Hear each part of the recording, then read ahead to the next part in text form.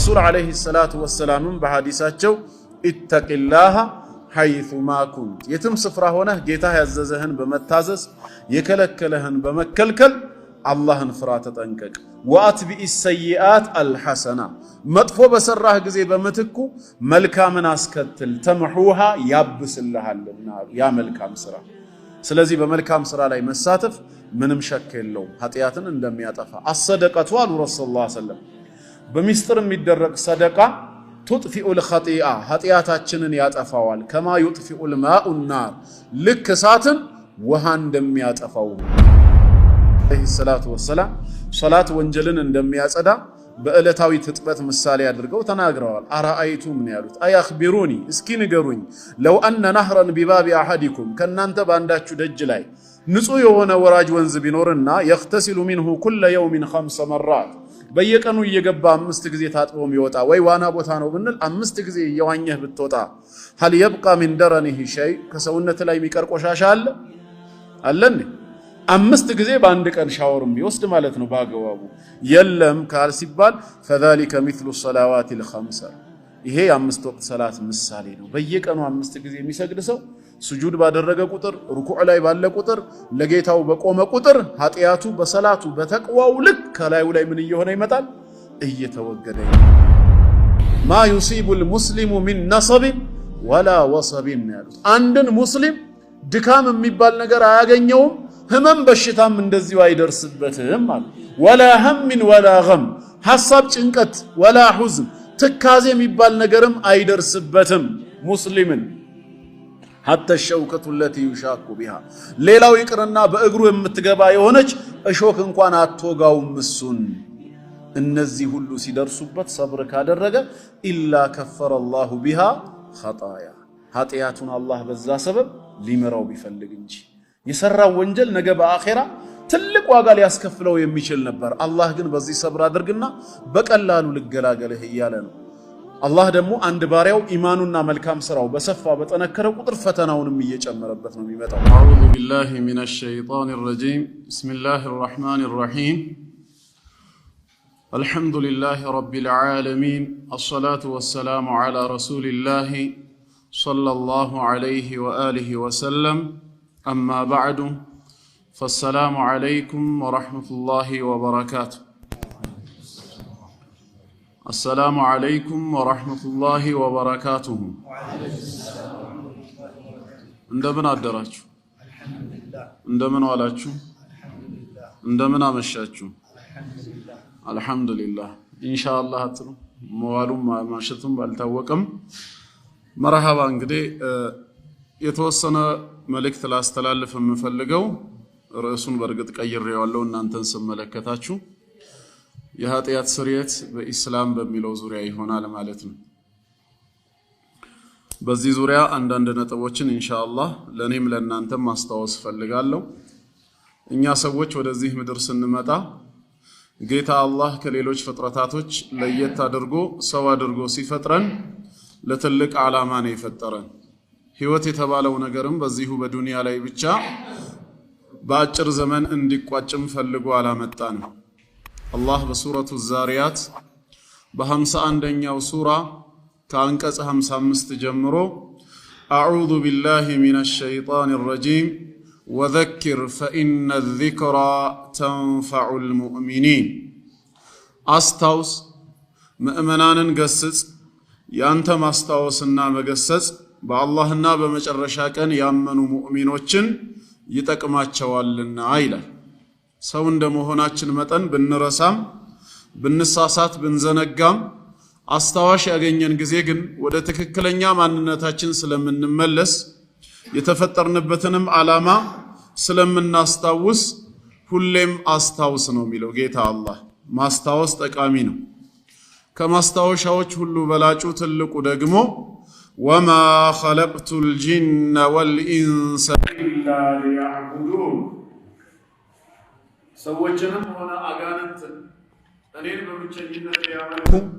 እኔን በብቸኝነት ሊገዙ እንጂ ለሌላ ዓላማ አልፈጠርኳቸውም ይላል። እኛ የተፈጠርነው ወደዚህ ምድር ሰው ሆነን የመጣነው ለዒባደቲላሂ ዐዘ ወጀል ጌታ አላህ አምላካችን ፈጣሪያችን መሆኑን አውቀን እሱን በብቸኝነት እንድናመልክ እሱን በብቸኝነት እንድንገዛው ነው። ለዚህ ዓላማ ተፈጥረናል። ከዛ ውጪ በህይወት እያለን ስለምንበላው ስለምንጠጣው ስለምንኖረው ኑሮ ስለምናገኘው ሰላም ግን እንድናስብበት እንድንጨነቅበት ጌታ አላህ ኃላፊነቱን በእኛ ላይ አልጣለም። እሱ ራሱ ነው የወሰደው። ሰው በህይወት መኖር ካለበት በህይወት ኑሮ ደግሞ አላህን መገዛት የሚገባው ከሆነ በህይወት ለመኖር ምን ያስፈልገዋል የሚለውን ነገር ሙሉ ዝግጅቱን አላህ አጠናቋል። ማ ኡሪዱ ሚንሁም ሚን ሪዝቅ ከናንተ እኔ ሲሳይን አልፈልግም። ወማ ኡሪዱ አን ዩጥዒሙን እኔንም ትመግቡኝ ዘንዳ አልሻም ይላል። እኔንም ትመግቡኝ ዘንዳ አልሻም። ኢነላሃ ሁወ ረዛቁ ዙል ቁወቲል መቲን አላህ ራሱ ሲሳይን ሰጪ የብርቱ ኃይል ባለቤት ነው። እኔው ራሴ ረዝቃችኋለሁ፣ የናንተ ድርሻ እኔን መገዛት ብቻ ነው የሚለው። ስለዚህ ለዒባዳ የተፈጠረ ሰው አላህን ማምለክ ከሱ ይጠበቃል ማለት ነው። ከዒባዳ ተግባራቶች አንዱ ሰዎች ነንና በመናጠፋ ጊዜ ወደ አላህ በተውበት መመለስ በኢስቲግፋር በመልካም ስራ መመለስ አንዱ ስለሆነ ኢንሻአላህ ዛሬ አላህ ፍቃዱ ከሆነ በዚህ የኃጢአት ስርየት ጉዳይ ላይ ኢስላም ምን እንደሚያስተምር የተወሰነ መልእክት አስተላልፋለሁ ማለት ነው። ከኔ ጋር ለመከታተል ዝግጁ ናችሁ? አላህ ይወፍቀን። እንግዲህ የኃጢአት ስርየት መንገዶቹ ወይም አንድ ሙስሊም ኃጢአቱ የሚሰረዝበት መንገድ ምንድነው የሚለውን አንድ ሁለት ብለን ከማየታችን በፊት ቅድሚያ ማ ማዕነል ኸጢአ ኃጢአት ማለት ምንድነው የሚለውንም በተወሰነ መልኩ ማየቱ መመልከቱ ጠቃሚ ነው። ምክንያቱም በእስላም ላይ የሚነሱ አንዳንድ ብዥታዎች ስላሉ እነዛም ብዥታዎች ለመግፈፍ እኛ ስለ ኃጢአት ያለን ግንዛቤም ትክክለኛ መሆኑን ለማሳየት የኃጢአትን ፍቺ ማየት ያስፈልጋል። ብዙ ጊዜ ሙስሊም ያልሆኑ ወገኖች ከአደም አለይሂ ሰላም እኛ ሰዎች ኃጢአት እንደወረስን አድርገው ይናገራሉ። ሁላችንም በአደም አለይሂ ሰላም ሰበብ የዘላለም ሞት እንደተፈረደብን የኃጢአት ውርስ እንዳለብን ከዛ ኃጢአት ደግሞ የግድ ሊያድነን የሚችል ሌላ ኃይል እንደሚያስፈልግ ይናገራሉ። ራሳችን ለመዳን ጥረት እንዳናደርግ አንዴ በአደም ኃጢአት ምክንያት የዘላለም ሞት ተፈርዶብናል፣ ኃጢአተኞች ሆነናል። ስለዚህ የግድ ሌላ አካል ሊያድነን ያስፈልጋል የሚል እምነትን ይዘው ያንን እምነት ወደኛ ለማምጣት ይፈልጋሉ። የኛስ ምላሹ ምንድነው? የኃጢአት ውርስ የሚባል ነገር ከመነሻውም የለም። እንኳን ከእምነት ጋር አብሮ ሊሄድ የሚችል ይቅርና ከአቅል ጋር ራሱ አብሮ ሊታሰብ የሚችል ትክክለኛ አስተሳሰብ አይደለም። ኃጢአት በውርስ የሚተላለፍ ንብረት ሳይሆን በግለሰቦች ነፃ ፍቃድ አማካኝነት ህግን በመጣስ የሚተገበር ህገ ወጥነት ነው። ከአደም አለይሂ ሰላም ወደ ዘሮቹ በደም በኩል የሚተላለፍ ጄኔቲካል አይደለም። ይህንን ለመረዳት የሚፈልግ ሰው ካለ ቅድሚያ ማ ማዕነል ኸጢአ ኃጢአት ማለት ምንድነው የሚለውን መረዳቱ በራሱ ለጥያቄው ግልጽ ምላሽን እንዲያገኝ ይረዳዋል። ኃጢአት ማለት ሙኻለፈቱ አምሪላህ የጌታ አላህን ፍቃድ ጥሶ መገኘት ማለት። ፈጣሪ አምላካችን አላህ አንድን ነገር አድርጉ ብሎ አዞን ያን ያዘዘንን ነገር ማድረግና መፈጸም እየቻልን ሆም ብለን በቸልተኝነት ስንተወው ተግባራችን ምን ይሰኛል? ኃጢአት ተብሎ ይሰኛል። ወይም በተቃራኒው አንድን ነገር አትቅረቡ ብሎ ከልክሎን ያን የከለከለንን ነገር መተውና መጠንቀቅ እየቻልን ሆን ብለን ከተዳፈርነው ድርጊቱ ኃጢአት ተብሎ ይጠራል ማለት ነው። ስለዚህ በታዘዝነው ወይም በተከለከልነው ነገር ላይ ለመፈጸምም ሆነ ለመተው የሚያስችል ነፃ ፍቃድና አቅም ኖሮን ያንን ፍቃድና አቅም ተጠቅመን የታዘዝነውን የተውን የተከለከልነውን ነገር ደግሞ የተዳፈርን ጊዜ ነው ኃጢአት ላይ ወደቅን የሚባለው። ያ እንዲከሰት ደግሞ የግድ ሰው ምን ያስፈልገዋል? ነፃ ፍቃድ የሚባል ነገር ያስፈልገዋል።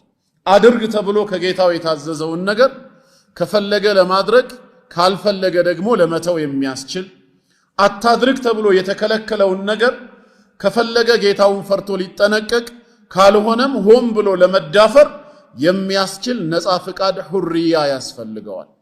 ፍቃዱን ተጠቅሞ በሚሰራው ነገር ነው ስራው ኸይር ከሆነ ጽድቅ የሚሰኘው፣ ሸር ከሆነ ደግሞ ኃጢአት ተብሎ የሚጠራው ማለት። በሚሰራው ስራ ላይ የራሱን ነፃ ምርጫ የሌለው የራሱ ውሳኔና ፍቃድ የሌለው አካል የሰራው ስራ ኸይርም ሸርም ተብሎ ሊጠራ አይችልም ማለት ነው። የግድ ግለሰቡ ወዶና ፈቅዶ ያደረገው መሆን አለበት። ምክንያቱም ነገ መስኡልያ ተጠያቂነት አለበት ማለት ነው። ይሄንን በደንብ ለመረዳት ሩቅ መሄድ ሳያስፈልገን የአደምና ሐዋ ቂሳ በራሱ አንድ ማስረጃ ነው። ጌታችን አላህ በጀነት ውስጥ እንዲኖሩ ሲፈቅድላቸው በሷም በፈለጉት ስፍራ ከሰፊው ተመገቡ ካላቸው በኋላ ወላ ተቅረባ ሃዚህ ሸጀራ ይህችን ዛፍ ግን እንዳትቀርቡ ብሎ ከለከላቸው። እምቢ ብላችሁ የቀረባችሁ ጊዜ ፈተኩና ሚነ ዛሊሚን ከበደለኞችም ትሆናላችሁ በማለት ጌታቸው መከራቸው ማለት ነው። ከዛ በኋላ ሸይጣን ነው ያሳሳታቸው። ፈአዘለሁመ ሸይጣን ከሷ ከተከለከሉት ነገር ሸይጣን አሳሳታቸው፣ እንዲንሸራተቱ አደረጋቸው ይላል። የዛኔ በወቅቱ ሸይጣን ሲያሳስታቸው በግዳፋቸውን ይዞ ከፍቶ ነው እንዲያጎረሳቸው? እንደዛ ነው? ያ ቢሆን ኖሮ እነሱ ሳይሆኑ ኃጢአተኛ የሚሆኑት ሸይጣን ነበር ለዚህ ድርጊት የሚጠየቀው። የሸይጣን ድርሻው ምንድነው? መወስወስና መጎትጎት ነው። ከተከለከሉት ነገር ወስደው እንዲበሉ በዛ በተከለከሉት ነገር ላይ እነሱ ያላገኙት ለየት ያለ ነገር መኖሩን በመጠቆም የማሳሳት ስራ ነው የሰራው። ማ ነሃኩማ ረቡኩማ አን ትልኩማ ሸጀራ ማ ነሃኩማ ረቡኩማ አን ሃዚህ ሸጀራ ጌታችሁ ከዚች ዛፍ እኮ እንዳትቀርቡ ብሎ አልከለከላችሁም። ኢላ አን ተኩና መለከይን ከመላእኮች እንዳትሆኑ ፈልጎ እንጂ አው ተኩና ሚነል ኻሊዲን ወይም ዘላለም ከሚዘወትሩት እንዳትሆኑ ፈልጎ እንጂ አልከለከላችሁም እኮ አላቸው። የተከለከላችሁትን ነገር በበላችሁ ጊዜ ምን አዲስ ነገር ታገኛላችሁ ነው? ዘላለም ትኖራላችሁ። መስአለተል ኹሉድን ያነሳላቸው የመዘውተርን ጉዳይ ነው። በሌላም አየት ላይ ምንድን ነበር ያለው? ያ አደሙ ሀል አዱሉከ ዐላ ሸጀረቲል ኹልድ ወሙልክ ላ የብላ የመዘውተሪያ የሆነቿን ዛፍንና የማይቋረጥ የሆነ ንግስናን የምታገኝባትን ዛፍ ልጠቁምህ ላመላክትህ አለው። ከሷ ወስደህ የበላህ ጊዜ ዘላለም ትኖራለህ፣ የማይቋረጥ የሆነ ንግስናን ታገኛለህ ነው። የማታለል ስራ ነው ያመጣው፣ ወስወሳ ነው። እነሱ ግን በነፃ ምርጫቸው ተታለሉ። እሱም ሲምልላቸው እውነት መሰላቸው። ከተከለከሉት ዛፍ ወስደው በሉ ማለት ነው። በሰዎች ማንነት ውስጥ ኃጢአት አሊፍ ብሎ የዛኔ ነው የጀመረው። አደምና ሐዋ አለይሂም ሰላም ይህን የተከለከሉትን የጌታቸውን ትእዛዝ ጥሰው ከዛፊቷ ወስደው ሲበሉ በወቅቱ ነፃ ፍቃድ ነበራቸው ወይስ አልነበራቸው? ነበራቸው። ማንም ያስገደዳቸው ኃይል የለም። ወይ መሳሪያ ደቅኖ ካልበላችሁ ትገደላላችሁ ብሎ ያስፈራራቸውም የለም። በራሳቸው ነፃ ምርጫ ውስጣቸው በገባው የተራዘመ ምኞት ምክንያት ተታለሉ። ከተከለከሉት ዛፍ ወስደው በሉ። ኃጢአት ላይም ወደቁ። ፈዓሳ አደሙ ረበሁ ፈገዋ የጌታውን ትእዛዝ ጣሰ፣ ተሳሳተ በማለት ጌታችን አላህ ነገረን ማለት ነው። ስለዚህ ዛሬም እኛ ኃጢአት ላይ የምንወድቀው ልክ እንደ ወላጆቻችን አድርጉ ተብለን የታዘዝነውን ነገር ማድረግና መፈጸም እየቻለን በቸልተኝነት የተውነው ጊዜ አታድርጉ ተብለን የተከለከልነውንም ነገር ሆን ብለን መተውና መጠንቀቅ እየቻለን የተዳፈርነው ጊዜ ነው ድርጊቱ ኃጢአት የሚሰኘው። በዛ ነገር ላይ ነፃ ፍቃድ ነፃ ምርጫ ሊኖረን ይገባል። ከአደም አለይሂ ሰላም የምንወርሰው ከላይ ወደ ታች የሚተላለፍ ኃጢአት የሚባል ነገር ማዕናው ራሱ ትርጉም አልባ ነው። ምን ማለት ነው? እስቲ የአደም ኃጢአት ውርስ አለብኝ ብለህ ስትናገር ትርጉሙ ራሱ አደም አለይሂ ሰላም ይሄንን ኃጢአት በፈጸመ ጊዜ አንተ ነበርክ በቦታው? ነበርክ እንዴ? አብረህስ በልተሃል? እንዲበሉስ ተባብረሃቸዋል? ታዲያ ባላየኸው ባልነበርክበት ባልተባበርከውና አብረህ ባልተሳተፍክበት ኃጢአት የኃጢአት ውርስ ተካፋይ የምትሆንበት በምን አመክንዮ ነው? በምንስ ሎጂክ ነው? አባት ኃጢአት ሰራ ተብሎ ልጅም የኃጢአት ተካፋይ የሚሆነው? ጭራሽ ይሄን ፍርድ የሚያስተላልፈው የዓለማቱ ጌታ አርራህማኑ ራሂም የሆነው አላህ ነው ሲባል ደግሞ በምን ሎጂክ ነው የምትቀበለው? የታለ ታዲያ ረህመቱ? አይደለም ጌታ አላህ ምድራዊ ህግና ስርዓትስ ይሄንን ይሰራዋል? አንድ ሰው ወንጀል ሰርቶ ቢሰወር ከህግ አካላቶች ቢያመልጥ ያ ሰው በቁጥጥር ውስጥ እስኪገኝ ድረስ ብለው የወንጀለኛውን ወንድም ወይ ቤተሰብ ያስራሉ እንዴ? እነሱን ይቀጣሉ? በፍጹም አያደርጉትም። ያ ወንጀለኛ የት እንደተደበቀ ካወቀ ጠቁሙ ለማለት መተው ከጠየቁ እንጂ በሱ ወንጀል ሰበብ ሌላው የሚያዝበት የሚቀጣበት ምክንያት የለም። አላህ ደግሞ ከሰው በላይ ፍጹም ፍትሃዊ አምላክ ነው።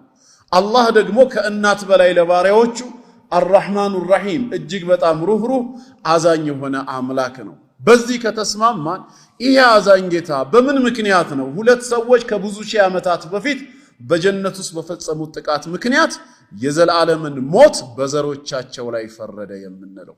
የዘላለም ሞት ማለት በእነዚህ ወገኖቻችን ገለጻ ጀሃነም እሳት ማለት ነው። ሞትና ጀሃነም በርግጥ የሚገናኙ አይደሉም። ጀሃነም ውስጥ ሞት የለም። ጀሃነም ውስጥ ህይወት የለም። ስቃይ ነው ያለው ሁልጊዜ። ነገር ግን በእነዚህ ሰዎች ገለጻ እንኳ ብንሄድ እኛ የዘላለም ሞት ተፈርዶብናል ማለት ነው። ምን ስላደረግን? ምንም ያደረከው ወንጀል የለም። ምንም ያጠፋው ጥፋት የለም።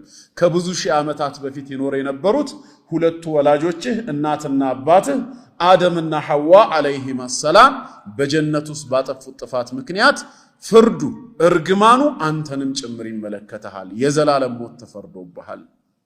ነገ የውሙል ቂያማ በጌታ ፊት ቆመህ ብትጠይቅ ምንድነው የምታገኘው መልስ? የዘላለም ሞት ጀሃነም እሳትን ጌታዬ ሆይ ለምን ፈረድክብኝ ብትለው በገዛ ክህደትህ በገዛ ኃጢአትህ አይደለም የፈረድኩብህ ወላጅህ በፈጸመው ጥፋት ነው። ምን እንደዚህ አይነት አስተሳሰብ ምንድነው? ከኔ ጋር ናቸው አይደል? ኢስላም ግን በዚህ መልኩ አይደለም የሚያስተምረን። ኃጢአት በውርስ የሚተላለፍ ንብረት አይደለም፣ ገንዘብ ወይ ደግሞ በሽታ አይደለም። በግለሰቦች ነፃ ፈቃድ አማካኝነት ህግን በመጣስ የሚፈጸም ተግባር እንጂ። አላህ አስቀድሞ በሱረቱ ነጅም እንደነገረን አም ለም ዩነባእ ቢማ ፊ ሱሑፊ ሙሳ፣ ከዚህ በፊት ለሙሳ ዓለይሂ ሰላም በተሰጠው ጽሑፍ ውስጥ የተነገረ አይደለምን? ወኢብራሂም አለዚ ወፋ፣ ያስ የታዘዘውን ሙሉ በሙሉ የፈጸመው በሆነው በኢብራሂም ዓለይሂ ሰላም ጽሑፎች ላይ የተነገረ አይደለም እንዲህ አለ። ምንድነው የተነገረው? አላ ተዚሩ ዋዚረቱ ዊዝረ ኡኽራ፣ ኃጢአት ተሸካሚ ነፍስ የሌላውን ኃጢአት አትሸከምም በማለት ወአን ለይሰ ሊልኢንሳኒ ኢላ ማ ሰዓ፣ ሰው የሰራው እንጂ ሌላ ምንም የለውም መባልን። አንተ ላይ ያለብህ ወይ ለአንተ ያለ ራስ የሰራኸው እንጂ ሌላ የለም በመባል ወአነ ሰዕየሁ ሰውፈ ዩራ፣ ልፋቱና ሩጫው ትጋቱ በጠቅላላ ነገ በጌታው የፍርድ ሚዛን ይታይና ثم يجزاه الجزاء الأوفى፣ ከዛም ጌታው የተሟላ የሆነ ምንዳን ይሰጠዋል መባል ጥንትስ በነበሩ ጽሑፎች የተነገረ አይደለም እንዴ ይላል። ኢስላም የሚያስተምረው በዚህ መልክ ነው። በሌላም አየት ላይ ኩሉ ነፍሲን ቢማ ከሰበት ረሂና፣ እያንዳንዲቷ ነፍስ በሰራችው ስራ በነፍስ ወከፍ ተያዥ ናት ነው የሚለው። ስለኔ የሚጠየቅ ሌላ አካል የለም። በኔ ኸይር ስራና ጽድቅ ስራም የሚድን ሌላ አካል የለም። አባታችን ኢብራሂም ዓለይሂ ሰላም በእምነቱና በታዛዥነቱ የዳነ የጀነት ሰው መሆኑን ሁላችንም እናውቃለን።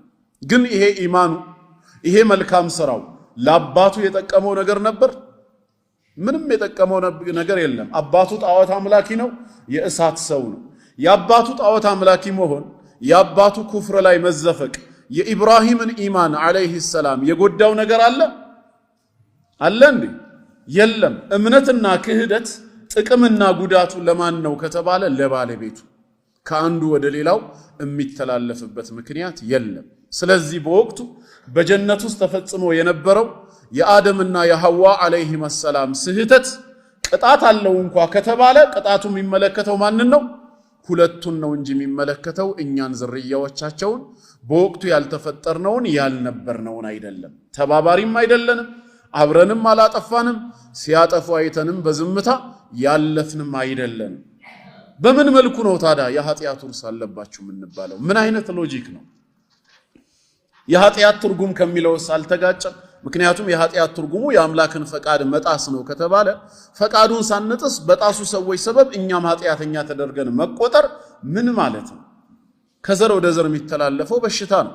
አባት የአስም በሽተኛ ከሆነ ትዳር መስርቶ በወለደው ልጁ ወደ ልጁ ሊተላለፍ ይችላል በደሙ በኩል። ከዘር ወደ ዘር የሚተላለፈው ንብረት ነው። ኃጢአት ግን ግለሰቦች ጫንቃ ላይ ነው ያለው። እኔ የሰራሁት ኃጢአት የኔ ተደርጎ ይቆጠራል እንጂ የልጄ ተደርጎ አይቆጠርም። እኔ የሰራሁት ኸይር ስራ ነገ የውሙል ቂያማ በሚዛን ላይ የሚቀመጠው በኔው ሚዛን እንጂ በልጄ ሚዛን ላይ አይደለም። ከሌሎች ጋር በተገናኘ መልኩ ያለው ስርዓት እዚሁ ዱንያ ላይ ነው። ምድራዊ መርገምትና በረከት እንደሚባለው በእኛ ቤት ውስጥ በኔ መታዘዝ በኔ ኸይረኝነት ሰበብ ቤተሰቦቼ ሊረዘቁ ይችላሉ። በኔ ወንጀል በኔ ጥፋት ሰበብ ቤተሰቤ ውስጥ ችግር ሊከሰት ይችላል። ያ የዱንያ ጉዳይ ነው። አኼራ ላይ ግን እያንዳንዱ ሰው በነፍስ ወከፍ ነው የሚያዘው፣ በሰራው ስራ ነው የሚጠየቀው። በአደም አለይሂ ሰላም ዘላለም የሚፈረድብኝ ምንም ጥፋትም ሆነ ሞት ወይም ጀሃነም የለም። ተግባባናው። ስለዚህ ቅድሚያ ከዚህ ትርጓሜ ነው የምንነሳው። ታዲያ እንደዛ ከሆነ ይላሉ ወደ ሌላው ርዕስ ከመሄዴ በፊት ጥያቄ ያነሳሉ። አደምና ሐዋ አለይሂማ ሰላም በሰሩት ጥፋት ምክንያት አላህ ሌሎችን የማይቀጣ የዘላለም ሞት የማይፈርድ ከሆነ ለምንድነው ታዳኛ ልጆቻቸው እዚህ ምድር ላይ የኖር ነው? እነሱ ከጀነት ሲወጡ እኛ ጀነት ላይ ለምን ላይፉን አልቀጠልነውም የሚል ጥያቄ ይነሳል። ጥያቄው ሐቅ ተፈልጎበት ከሆነ ትክክለኛ ነው፣ መልስም ያስፈልገዋል። ነገር ግን መስመሩን የሳተ ስለሆነ መስመር መሳቱን ልንነግራቸው ይገባል። ይሄ ጥያቄ መነሳት ያለበት መቼ ነው ከተባለ እንዴት መስመር እንደሳተ እንድንነግራቸው ነው። እዛው ጀነት ውስጥ ተወልደን እዛው ጀነት ውስጥ ላይፍን አሊፍ ብለን ጀምረን ቢሆን ኖሮ ከሆነ ጊዜ በኋላ ሁለቱ ወላጆቻችን አትቅረቡ የተባሉትን ዛፍ ቀርበው ቢበሉ ኖሮ ሁለቱ ተነጥለው ያጠፋችሁት ውጡ ከጀነት፣ ልጆቻቸው ግን ከነሱ ጋር ምንም አይነት ግንኙነት ስለሌላችሁ በዛው ቀጥሉ ይባላል። ይህን ጥያቄ ግን አሁን እንዳናነሳ እኛ ራሱ መወለድ የጀመርነው አደምና ሐዋ አለይሂማ ሰላም ከጀነት ከወጡ ምድር ላይ ህይወትን አሊፍ ብለው ከጀመሩ በኋላ። ስለዚህ ምን ማለት ነው? እኛ ለምን አልተመለስንም የሚባለው? መጀመሪያውስ መች ውስጡ ገባንና ላይፍን አሊፍ ብለን ጀመርን? ገባችሁ ወንድሞች? በምሳሌ ለማስረዳት ያክል አንድ ባልና ሚስት ሰፊ ግዛት ያለው አንድ የግል መኖሪያ ቤት አላቸው።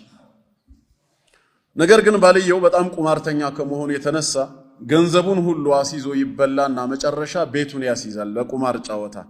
በዛ የቁማር ጨዋታ እሱም ቤቱን ይበላና ያንን ሰፊ ቤቱን የተንጣለለ መኖሪያውን አስረክቦ በቤት ክራይ ውስጥ መኖር ይጀምራል። ከዛ በኋላ ሚስትየው ታረግዝና ልጅ ይወለዳል። ልጆቹ ሲያድጉ የአባታቸውን ወሬ ሲሰሙ ከዚህ በፊት ሰፊ መኖሪያ ግቢ ያለው መኖሪያ ቤት ሰፊ ግቢ ያለው መኖሪያ ቤት እንዳለው ሲያውቁ በምን ምክንያትም እንደዚሁ ያን ቤት እንደለቀቀ ሲረዱ ታዲያ ከኛ ጋር ምን ያገናኘዋል? ጥፋቱን ያጠፋው አባታችን ነው፣ ከዛ ቤት መውጣት ካለበት እሱ ነው፣ እኛ ቤቱ ወደኛ ይመለስልን ብለው ጥያቄ ያቀርባሉ። ጥያቄያቸው ተገቢነት አለው ወይስ የለውም? የለውም። ምክንያቱም በዛ ቤት ውስጥ አልተወለዱም፣ አልኖሩም። እነሱ የተፈጠሩት በኪራይ ቤት ውስጥ እያሉ ነው። ይሄን ጥያቄ ማንሳት የሚችሉት መቼ ነበር? እዛው ቤት ውስጥ እያሉ ተወልደው አድገው ቢሆን ኖሮና ባልየው ቤቱን በቁማር አስይዞ ተጫውቶ ቢበላ እኛ ቤታችንን አንሰጥም፣ ቁማሩን አልተጫወትንም፣ የተጫወትከው አንተ ነህ፣ ከፈለክም ሰርተ ካልሆነም ሂደ ሰርቀህ ክፈል፣ የራስ ጉዳይ ማለት ይችላሉ። በቤቱ ላይ ምን ስላላቸው? ድርሻ ስላላቸው። አባት በተጫወተው ቁማር እኛም አብረን ቤቱ የምንለቅበት ምክንያት የለም፣ የኛም ጭምር ነው ቢሉ መብት አላቸውና። ታዲያ አደምና ሐዋ ባጠፉት ጥፋት ጌታ አላህ ዘሮቹን አይቀጣም የምትሉ ከሆነ ለምንኛ አልተመለስን ብለን ቢሉ ሰዎች ባጭሩ የሚሰጣቸው ምላሽ እዛ ነበር ነው። የመጀመሪያ አልነበርንም። እኛ የተወለድነው ወደዚህ ምድር ላይ ከመጡ በኋላ ነው። ስለዚህ ጥያቄው አግባብነት የለውም እና አሁንም ወደ ዋናው ስንመለስ ጌታ አላህ አንዱ በሰራው ወንጀል ነገ የውሙል ቂያማ ሌላው ላይ የሚፈርድ፣ አንዱ በሰራው ኸይር ስራ ሌላውን ለጀነት የሚዳርግ ነው የሚል እምነት የለንም። እያንዳንዲቷ ነፍስ በሰራችው የምትያዝ ነች። ኃጢአት ማለት ሙኻለፈቱ አምሪላሂ ዐዘ ወጀል፣ የጌታ አላህን ትእዛዝ በራስ ፍቃድ ጥሶ መገኘት ነው። ይሄንን ነጥብ ካነሳሁኝ ወደ ሁለተኛው ነጥብ ስንገባ ሌላውን እናነሳው የሚገባው ሁለተኛው ነጥብ ደግሞ ሁላችንም ኃጢአተኞች መሆናችንን ማመን አለብን። ይብዛም ይነስም አይነቱ ይለያይም ሰው ሆኖ ጥፋት ላይ ያልወደቀ የለም። ሁላችንም ኃጢአተኛ ነን። ሁላችንም ኃጢአተኛ ነን ስንል አሁንም እንዳንሳሳት ከአደም አለይሂ ሰላም የወረስነው ኑሮ ሳይሆን የግብር ኃጢአት ህግን በመተላለፍ ራሳችን የወደቅንበት ማለት እንጂ ከላይ ወደ ታች የተላለፈ አይደለም። ምክንያቱም ማንም ሰው ሲወለድ ከኃጢአት የነጻ ንጹህ ሆኖ ይወለዳል ተብሎ ስለተነገረን የወረስነው ኃጢአት የለም የሰራ ነው እንጂ ብለን እናምናለን። ትክክለኛ ሐጅን የፈጸመ ሙስሊም ከሐጅ ተግባሩ ሲመለስ ከኃጢአት የጸዳ ሆኖ እንደሚመለስ ረሱል አለይሂ ሰላቱ ወሰላም በምን ምሳሌ ነው የነገሩን? ከየውመ ወለደትሁ ኡሙሁ ነው ያሉት። ልክ እናቱን እንደወለደችው ቀን ይሆናል አሉ። የተወለደ ሰው በተወለደበት ቀን ምን የለበትም? ኃጢአት የለበትም። በሌላ ሐዲስም ሩፊዐል ቀለሙ ዐን ሰላሲ ቀለም ከሶስት ሰዎች ላይ ተነስቷል። አንዱ ማን ነው? ዐኒ ሰቢይ ሐታ የሕተሊም ሕፃን የሆነ ሰው ለአካለ መጠን እስኪደርስ ድረስ ንጹህ ነውና ማለት ነው። ስለዚህ ሁላችንም ኃጢአተኛ ነን ብለን ስናምን በውርስ የተቀበልነው ማለት ሳይሆን በግብር በተግባራችን ወይ አድርጎ የተባልነውን ዋጅብ ችላ በማለት ወይ አታድርጎ የተባልነውን ሐራም በመዳፈር የፈጸምነው እንዳለ ልናምን ይገባል። ይሄ መሆኑን ጌታ አላህ ራሱ ነግሮናል። በሱረቱ ፋጢር 35ኛ ሱራ አንቀጽ 45 ላይ የመጨረሻው አየት ላይ ወለው ዩአኺዙ ላሁ ናሰ ቢማ ከሰቡ እኔ አላህ ሰዎች በሰሩት ወንጀል ምክንያት ወዲያውኑ በቅጣት የሚይዛቸው አምላክ ብሆን ኖሮ አለ። ልክ እንደ ምድራዊ ህግና ስርዓት ማለት ነው። ህግን ስንተላለፍ የህግ አካላት ካዩን ወዲያው ይዘው በቁጥጥር ስር አውለው ፍርድ ቤት እንደሚያቀርቡን በ24 ሰዓት በ48 ሰዓት ፋይል እንደሚከፈትብን ልክ እንደዛው አላህ ከኛ ጋር ሙዓመላ ቢያደርግ ኖሮ ምን ይከሰት ነበር? ወንጀል በሰራን ሰዓት ወዲያውኑ ተመጣጣኝ ቅጣትን ቢያወርድ ማ ተረከ ዐላ ظهرها ሚን ዳባ የመሬት ወለል ላይ ተንቀሳቃሽ የሆነን አንድንም አይተውም ነበር ነው ያለው። ሁላችሁንም አጠፋችሁ ነበር ነው ያለው። ይሄ ማለት ሁላችንም ምንድነን ማለት ነው? ኃጢአተኞች ነን ማለት ነው። ይብዛም ይነስም አይነቱና መጠኑ ያንዱ ከሌላው ቢለያይም ሰው ሁሉ ጥፋት ላይ እንደወደቀ ነው የሚነግረን። ነቢያችን አለይሂ ሰላቱ ወሰላም ኩሉ በኒ አደም ኸጣ የአደም ልጆች በጠቅላላ ሲበዛ ተሳሳች ናቸው። ወኸይሩል ኸጣኢን አተዋቡን ከተሳሳቾች ሁሉ በላጮቹ ግን በተውበት የሚመለሱ ናቸው ብለው ጥፋት ላይ እንደወደቅን ነግረውናል። እኛም አምነን መቀበል አለብን። ሆን ብለን ፈቅደን ኃጢአት ላይ ስለወደቅን እዚህም ላይ ወገኖቻችን ከኛ የተለየ አቋም አላቸው። ሰው ኃጢአት ላይ የወደቀው ኃጢአትን አለመስራት ስለማይችል ነው ይላሉ። በብዙ ውይይቶች የገጠመኝ ነው። ሰው ኃጢአትን አልስራ ካለ አለመስራት ይችላል ወይስ አይችልም ብትሏቸው በፍጹም አይችልም ነው የሚሉት። አይችልም። በቃ አንዴ የወደቀው የአደም ዘር ሆኗል። መሰረቱ ስለተበላሸ ስሩ ስለተበከለ ቅርንጫፉ ሁሉ ተበክሏል። አለመስራትን አይችልም ይላሉ። ይሄ ከእምነትም ከሎጂክም አንፃር ረጅም ርቀት የሚያስኬድ ፊክራ አይደለም። እንዴት የሚባል ከሆነ ከእምነት አንቀጾች እንነሳለን።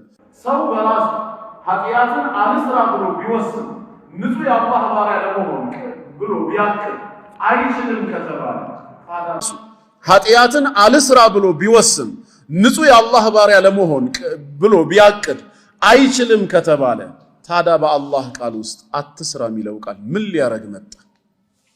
ምክንያቱም አላህ አንድን ህግ ሲያዝ ወይ ሌላን ህግ ሲከለክል ምንን መስፈርት ያደረገ ነው? አቅምና ችሎታን መስፈርት ያደረገ ነው። ላ ዩከሊፉ ላሁ ነፍሰን ኢላ ውስዓሃ አላህ አንዲትን ነፍስ ያቅሟን እንጂ ከአቅሟ በላይ አያስገድዳትም ነው። የሰጣትን እንጂ አይጠይቃትም ነው። ኃጢአትን አለመስራት የማንችል ሆነን ከተፈጠርን አትስሩ ማለት ምንድነው ማዕናው? ይሄ ማለት ሰውየው ከ50 ኪሎ ግራም በላይ ሰው በእጁ ሊያነሳ አይችልም። አንተ ይሄንን ያወቅ ቅጥር ሰራተኛ አድርገህ ቀጥረኸው ነበር። ያን 100 ኪሎ ግራም ከቦታው አንስቶ ማለት ነው ሲሚንቶውን እዚህ እንዲያመጣው አዘዝከው። ሞከረ አቃተው፣ ወደቀ። ሰነፍ ሰራተኛ ብለህ አባረርከው። ሰነፉ ግን እሱ ነው ወይስ አንተ ነህ? እንደ ሐቂቃው ማን ነው ቀጣሪው? እሱ አይደለም። ያማ ከአቅሙ በላይ ነው የታዘዘው። መጀመሪያ አንተ ሰራተኛ ስትቀጥር የምታዘው ነገር ሁሉ በአቅሙ ልክ ሊሆን ይችላል። ጌታ አላህ እኛን ሲፈጥረን ችሎታችንን ያውቀዋል ከምን እስከ ምን እንደሆነ። ስለዚህ ህግን ሲያወጣ ሲደነግግ በአቅማችን ልክ ነው የሚያዘን። ይሄንን ከተስማማንበት ኃጢአትን አለመስራት የማንችል ከሆነ ወደድንም ጠላንም እዛ ኃጢአት ላይ ምንወድቅ ከሆነ አትስሩ ብሎ መከልከሉ ምንድነው ትርጉሙ ታዲያ? ፋይዳው እሺ ብለህ ትእዛዙን ተቀብለህ ላለመስራት ብትወስንም አትችልም ተብሏል። ካልቻልክ አትስራ ማለቱ ማዕናው ምንድነው? ትርጉም አልባ ነው የሚሆነው። ሁለተኛስ የሎጂኩ ጥያቄ በሰራኸው ኃጢአትስ ለምን ተጠያቂ ትሆናለህ? ለምን ሰራህ ተብለህ ትጠየቃለህ ካለ የሰራኸውማ አለመስራትን ስለማትችል ነው። አለመስራትን እየቻልክ መተውን እየቻልክ ሆን ብለህ ብትዳፈርማ ኖሮ ለምን ተዳፈርክ ተብለህ ልትጠየቅ ነበር በጌታ ፊት። አሁን ግን ኃጢአት ላይ የወደቅከው ምንድነው? አለመስራትን መጀመሪያ የማትችል ስለሆነ መስራቱ ግድ ሆኗል ማለት ነው። ካቅም በላይ ሆኖ ግድ ሆኖ በሰራኸው ነገር በወንጀለኝነት ትከሰሳለህ? አይ ካቅም በላይ ግድ ሆኖ በሰራኸው ነገር አትከሰስም ከተባለ ደግሞ የትኛው ኃጢአት ነው ታዲያ እኔን የሚያስከስሰኝ? ኃጢአትን አለመስራት አትችልም ተብያለሁ። ይሄ ደግሞ ከእስልምና ማስተምሮ ይጋጫል። ጌታችን አላህ ሱረቱል ማኢዳ ቁጥር 3 ጀምራችሁ ብትመለከቱት በእኛ ላይ ሐራም ያደረጋቸውን ነገሮች ይዘረዝርና እንዳንቀርባቸው መጨረሻ ላይ ግን ምንድነው ያለው?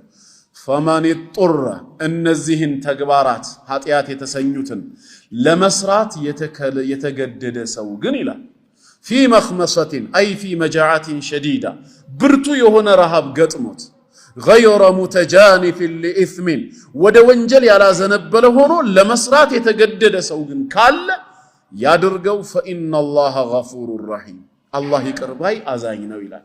ለምሳሌ አንተ የአላህ ስም ሳይወሳበት በራሱ ጊዜ የሞተ በክትን መብላት ክልክል ነው። ኢነማ ሐረመ ዐለይኩም ብሎ አላህ አልመይተተ የሞተን ነገር እርም አድርጎብናል። ኸምርንም መጠጣት እንደዚሁ ክልክል ሆኗል። ፊልድ ወጣህ አንተ መሃል በረሃ ላይ ደረስክ። ውሃ ጥምና ረሃብ ይዞሃል። ልትሞት ተቃርበሃል። ያሰብከው ከተማ ለመድረስ ገና ብዙ ኪሎ ሜትር ይቀርሃል። ከፊት ለፊት የሞተ እንስሳ በክት አገኘ የአላህ ስም ሳይወሳበት። ረሃቤን ያስታግስልኛል ብለህ የተወሰነ ልትበላ ስትል የአላህ ስም ያልተወሳበት እርድ ነው። በጠርሙስም ፈሳሽ ነገር አግኝተህ እንደው ቢያንስ ይታደገኛል ጥሜን ይቆርጥልኛል ብለህ ልትጠጣው ስትከፍተው ኸምር ሆኖ አገኘኸው። ምን ታደርጋለህ ነው በዚህ ሰዓት?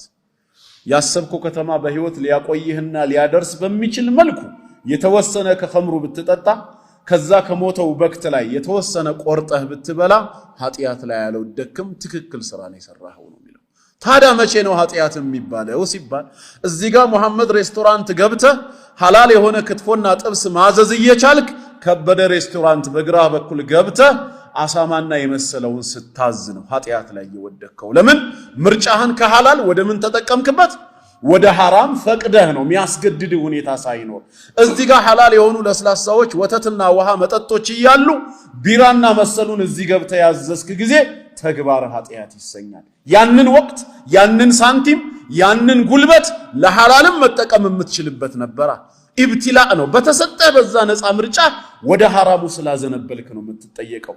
ይሄ ፊልድ የወጣው ሰውዬ ግን ህይወቱን ከማትረፍ ውጭ ምንም አማራጭ የለውም። ከጎኑ ሌላ ሐላል ምግብ ሐላል መጠጥ የለም።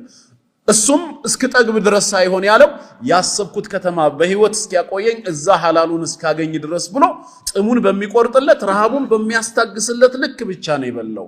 ፈኢነላሃ ገፉሩር ረሂም ከምርጫ ጋር ነው የኃጢአት ትርጉሙ ማለት ከምትችለው ጋር ነው። አማር ኢብኑ ያሲር ሙሽሪኮች ይዘውት ጣዖታቸውን በመልካም እንዲያነሳ ረሱል አለይሂ ሰላቱ ወሰላምን በመጥፎ እንዲዘክር አስገደዱት። ፍቃደኛ አልሆነም። ዱላው ግን እየበረታበት ሲመጣ መጨረሻ ህይወቱን ለማትረፍ ሲል ፍቃዳቸውን ፈጸመላቸው። እየሮጠ ወደ አላህ መልእክተኛ መጣ። እሳቸውም እንደዚሁ ነገሩት። ውስጡ ምን እንደነበር ጠይቀውት ፈኢን ዓዱ ፈዑድ ድጋሚ ይዘው ያንኑ ካረጉ ተመለሰላቸው ውስጥህ እስካላመነበት ድረስ አሉት። ጌታ አላህም አንቀጹን አወረደው። ልቡን ለክህደት ያሰፋ ሰው የአላህ ቁጣ በሱ ላይ እንደሚሆን ተናገረና ኢላ መን ኡክሪህ የኩፍር ንግግር እንዲናገር የተገደደ ሰው ብቻ ሲቀር እሱ እዚህ ውስጥ አይካተትም። ግን ምን ከመሆኑ ጋር ወቀልቡሁ ሙጥመኢኑን ቢልኢማን ልቡ በኢማን የተረጋጋ ሆኖ ሳለ ይላል። በምላስ ያልፈቀደውን ሰው ሊናገር ይችላል። የተገደደ ጊዜ ብቻ አይደለም፣ በደስታ ጊዜ፣ በቁጣ ጊዜ ከራሱ አውት ኦፍ ኮንትሮል የማይሆን ነገር ሊናገር ይችላል። ግን አይያዝም። ሰውየው በዛች በረሃ ላይ ግመሉን ይዞ እየተጓዘ ፈንፈለተት ሚንሁ አመለጠችው ከሱ ወዓለይሃ ጠዓሙሁ ወሸራቡሁ ሚበላው ምግብና ሚጠጣው መጠጥ ላዩ ላይ ነበር። እሱንም ጭምር ሪዝቁንም ነው ይዛውበት ሄደችው። በረሃ ነው፣ የሚመልስለት ሰው የለም። ፈአይሰ ሚንሃ ከሷ ተስፋ ቆረጠ። ፈአታ ሸጀረተን ፈጠጀዐ ፊ ዚልሃ ወደ አንዲት ዛፍ መጣና በጥላዋ ስር ተጋደመ። ወቀድ አይሰ ሚን ራሒለቲህ በርግጥም ከመጋለቢያው ከግመሉ ተስፋ ቆርጦ ነበር። فبينما هو كذلك ሰውየው በዚህ መሃል እያለ اذ هو بها قائمة عنده ሲነቃ አጠገቡ ቆማ አገኛት። አላህ መለሰለት ግመሉን። فاخذ بخطامها ወዲያውኑ ልጓሟን ይይዝና وقال من شدة الفرح ከደስታ ብዛት የተነሳ ምን አለ?